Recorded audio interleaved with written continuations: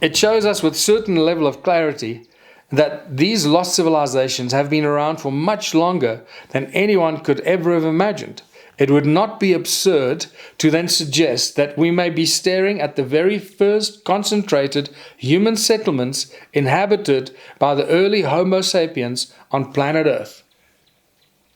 That was a conclusion that I reached, and I guess anyone that would have seen it the way I saw it would have probably reached the same conclusion. But now we know that is not true. Okay, these were not human settlements. They were not dwellings for people or cows or any other animal. There was something very, very different. And that discovery came probably about 3 years after this book was written, sometime around 2010, or at least 2.5 years. Okay, let's move on to page 2024. Let's move to page 24. Look at that. You can see that entire wall of that stone circle. That wall there has been washed away. It's washed away and it's gone. And it's just spectacular to see how dense it is. If you look at the density of it, it's not just the obvious stone circles.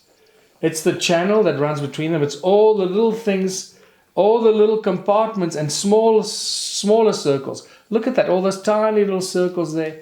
It is this incredibly complex network structure of stone circles and larger circles and smaller circles and terraces. It is mind-blowing. I mean, I actually get more of a thrill looking at this photograph today than I did in the early days when I first took this photograph. I remember when I took this photograph, I took it from the helicopter.